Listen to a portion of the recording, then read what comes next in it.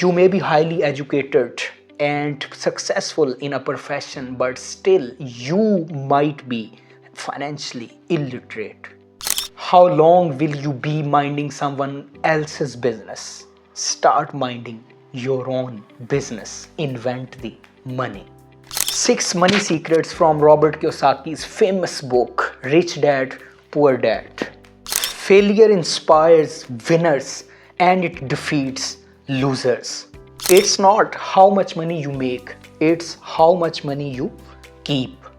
Often in the real world, it is not the smart who go ahead, but the bold.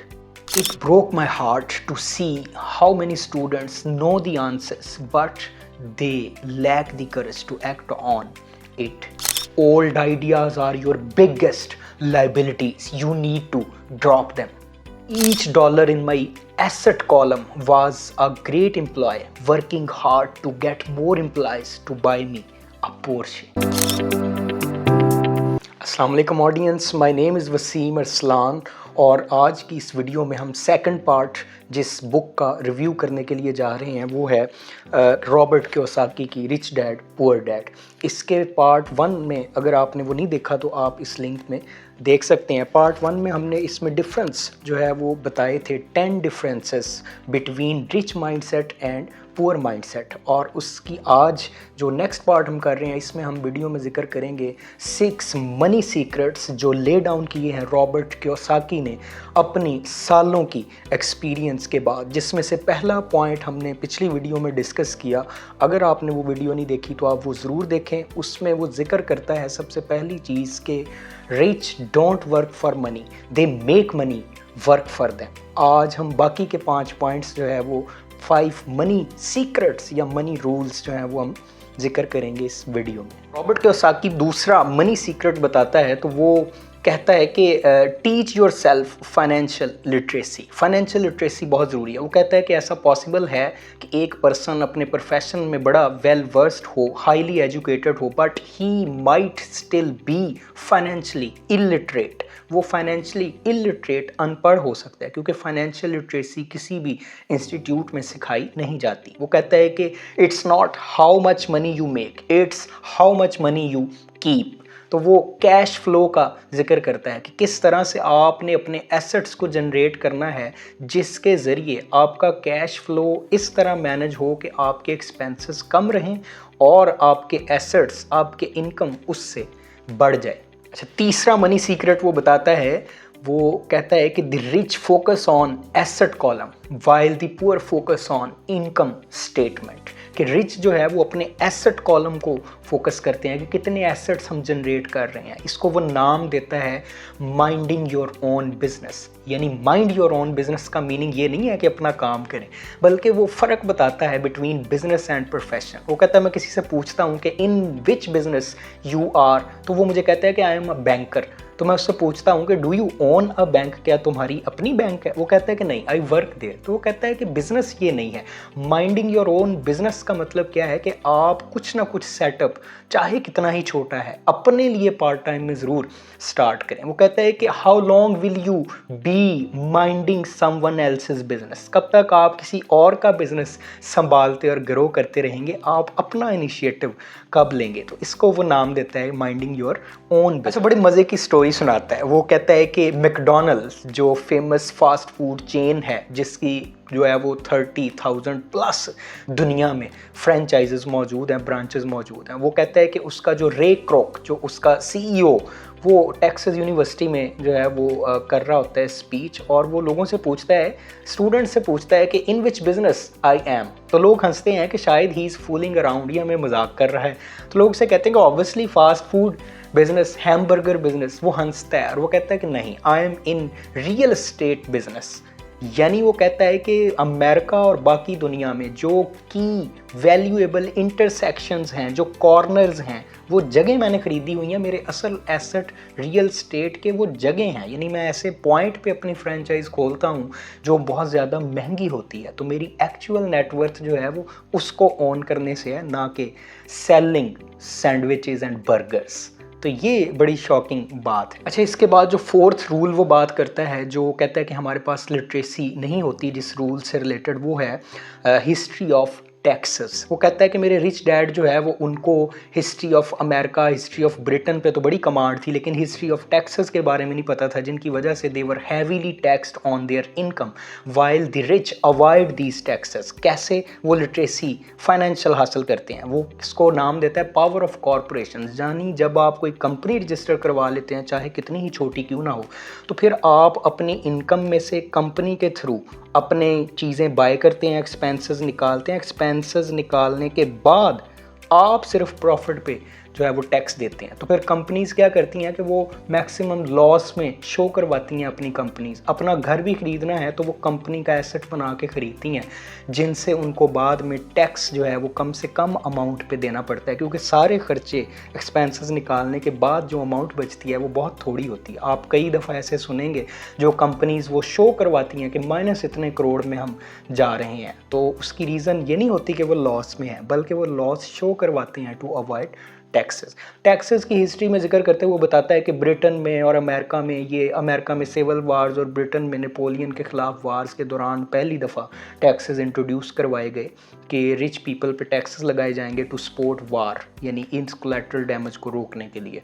और फिर आहिस्ता आहिस्ता क्या हुआ कि लोगों को ये माइंडसेट दे दिया गया कि the taxes punish the rich को पनिश करते हैं। रॉबिन हुड की एग्जाम्पल वो देता है कि my rich dad loved Robin Hood, जो अमीरों से छीन के गरीबों को देता था, और जो मेरे रिच डैड थे वो कहते थे कि रॉबिन हुड जो है वो ही वाज अ क्रोक, यानी वो खुद एसेट जनरेट नहीं कर सकता तो किसी से छीन के दे रहा है। तो कहते हैं कि टैक्सेस जो है वो इसलिए इंट्रोड्यूस करवाए गए। आहिस्ता आहिस्ता लोगों का माइंडसेट बन गया कि टैक्सेस अमीरों को जो है वो पनिश करने के लिए हैं, तो they legally voted for its implementation, और वो इम्प्लीमेंट हो गए।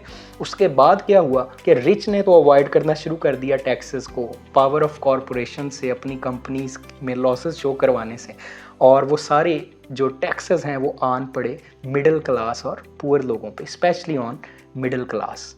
तो वो फिर बताता है कि इस सारे दौरानिए में जो बंदा अपने एसेट में इंक्रीज़ कर लेता है, तो वो कहता है कि every dollar in my asset column was a great employee working hard for me to get more employees to make me buy a Porsche.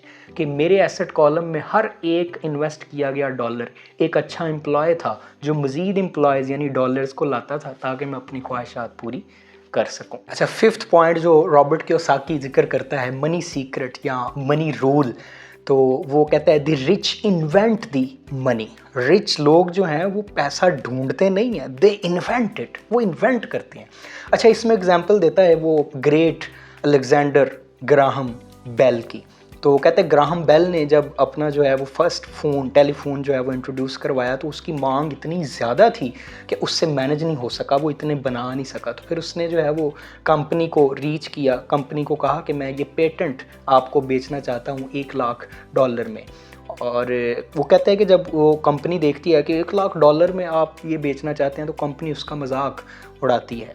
और फिर क्या होता है कि there was a company that was born there, AT&T, जो phone और telecommunication company, वो फिर बर्थ लेती है और बल्क में जो है वो फ़ोन्स बनते हैं और वो सेल होते हैं। तो वो कहते हैं कि आपको इन्वेंट करना है अपना रास्ता, आपको ढूंढनी नहीं है money, you have to invent. और वो बड़ी मज़े की जो है वो बात करता है कि often in the real world it is not the smart who get ahead but the bold, कि जो बंदा बोल्ड डिसीजन ले सकता है। Many of us lack self confidence. वो कहते हैं कि हमें सेल्फ कॉन्फिडेंस की कमी होती है, हम सोचते रहते हैं। कितने लोग ऐसे हैं जो जब कोई नई सर्विस, नई कंपनी आती है, फास्ट फूड चेन है, तो कहती है मेरा आइडिया था कि ये तो मैंने सोचा था कि मैं ऐसा करता, ये मेरा आइडिया किसी ने चोरी कर लिया। लेकिन आइडिया उसी का ही होता है हु एग्जीक्यूट इट, जो सोच के बैठता है उसका नहीं, जो एग्जीक्यूट करता है आइडिया उसका होता है। अच्छा, वो स्टूडेंट्स की बात करता है, वो कहता है कि it broke my heart in how many large numbers to see the students who know the answer but they lack the courage to admit it. कि कितने स्टूडेंट्स से जब मैं पूछता हूँ कि आप लाइफ में क्या करना चाहते हैं, वो कर वो रहे होते हैं जो सारे लोग कर रहे हैं, but they know the answer. उनको पता होता है कि हमें कुछ डिफरेंट करने पे जो है वो हम अलग से कोई डिस्टिंक्शन हासिल करेंगे, लेकिन कहता है उनके पास करेज नहीं होती कि वो ये स्टेप ले सकें। और वो पुराने आइडियाज़ में घूमे रहते हैं कि नहीं यही 2-3 कोर्सेज़ हैं, यही 2-3 स्ट्रीम्स हैं जिनको हम जाना चाहिए। तो वो कहता है कि old ideas are the biggest liabilities. Old ideas biggest liabilities है, जो आप पर सबसे बड़ा बोझ है, जो they take cash from your pocket. तो नए आइडियाज़ को जनरेट करना चाहिए टू इन्वेंट मनी। अच्छा, 6 जो मनी सीक्रेट बताता है रॉबर्ट कियोसाकी, वो कहता है कि work to learn not to earn. वो कहता है कि वर्क फॉर मनी ना करें, यानी आप जो है वो इसलिए काम करें ताकि सीख सके। यानी जिसको कहा जाता है ना, don't be loyal to your company but to your skills, your work. अपने काम पे जो है वो आप पैशन दिखाएं, आप कंपनी के लिए जो है वो लॉयल ना रहें। यानी आपको अपनी स्किल्स पे जो है वो इतना कॉन्फिडेंस होना चाहिए। अच्छा, इसमें वो जिक्र करता है, वो कहता है कि मेरे जो पुअर डैड थे, वो उनको लगता था मुझे सारा कुछ ही आता है, वो अब मज़ीद कुछ लर्न नहीं करते, यूनिवर्सिटी प्रोफेसर थे। और जबकि दूसरी तरफ जो मेरे रिच डैड, वो हमेशा बिलीव करते थे कि one should always keep learning, कि इंसान को हमेशा कितनी भी एज क्यों ना हो जाए चीज़ों को लर्न करते रहना चाहिए, नई स्किल जो है वो सीखते रहना चाहिए। You are one skill away from the wealth. अच्छा, वो कहता है कि मेरे जो पुअर डैड थे उनके लिए job security meant everything for him, while जो मेरे जो रिच डैड हैं वो learning meant for everything for him. तो ये बड़ा बहुत बेसिक कंट्रास्ट है। अच्छा, वो स्टोरी नरेट करता है एक न्यूज़पेपर रिपोर्टर की, जो फीमेल, जो उसे सिंगापुर में मिलती है एक कॉन्फ्रेंस पे गए हुए। She wanted to interview Robert Kiyosaki. वो रॉबर्ट कियोसाकी का इंटरव्यू करती है और उसने कुछ नोट्स लिख के रखे होते हैं कि क्या रॉबर्ट कियोसाकी से मैं पूछूंगा। वो उसने कुछ आर्टिकल्स भी उस फीमेल न्यूज़ रिपोर्टर के पढ़े होते हैं। तो वो उसे कहता है कि आप बड़ा अच्छा लिखती हैं, तो आप नॉवलिस्ट क्यों नहीं बनती। वो उसे हैरानी से देखती है और वो कहती है कि मैं बनना चाहती हूँ, लेकिन something is holding me back. मेरे जो एक्सपेंसेस हैं, जो खर्चे हैं, तो at least my job is making run my kitchen. तो ये it is making to run my kitchen, ये किचन तो मेरा रन कर रही है। तो वो उसे कहता है कि मैं आपको एक स्कूल का बताता हूँ जो सिंगापुर में ही मेरे कॉलीग का है। He will teach you how to cell.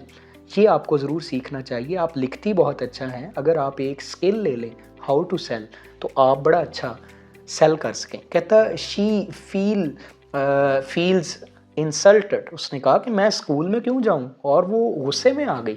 जबकि मैंने उसको समझाया, जब वो उठ के जाने लगी तो मैंने उसे कहा कि ये जो आपने स्क्रिप्ट लिखा है, इसमें आपने लिखा है Robert Kiyosaki best seller author. कहती हाँ। तो वो कहता है कि आपने बेस्ट राइटिंग ऑथर नहीं लिखा, बेस्ट सेलर ऑथर लिखा है, यानी टू सेल समथिंग। वो कहता है कि दैट इज़ डिफरेंट। यानी बहुत सारे राइटर्स मुझसे अच्छा लिखने वाले मौजूद हैं, I am a bad writer but I know how to sell. So you are one skill away from wealth. कोई अच्छा डॉक्टर, कोई अच्छा टीचर, कोई अच्छा किसी भी प्रोफेशन में पर्सन, अगर वो अपने आप को सेल नहीं कर सकता, कैश नहीं करवा सकता, तो फिर वो अपने पैसे भी जो है वो कैश नहीं करवा सकता अपने आप को, तो फिर he would never be successful in that. कोई प्रोफेशन ऐसा नहीं है जिसमें आपको सेलिंग स्किल की ज़रूरत ना हो। और वो देखता है, वो कहता है कि जॉब जो है वो it is an abbreviation just over broke. ये सिर्फ आपको फाइनेंशली जो है वो इतना सा करीब रखता है पॉवर्टी लाइन के कि आप बार बार वहाँ जाते रहें और अपना किचन चलाते रहें। तो जॉब को वो एब्रीवेट करता है, जॉब को वो एब्रीवेट करता है, job is just over broke. वो कहता है कि failure inspires the winners and it defeats the losers. तो ये 6 मनी सीक्रेट्स है। आपको इस बुक का रिव्यू कैसा लगा आप हमें ज़रूर बताइएगा, और अगली कौन सी बुक आप रिव्यू चाहते हैं कि हम करें वो हमें कमेंट में बताइएगा। अगली वीडियो तक के लिए अल्लाह हाफिज़।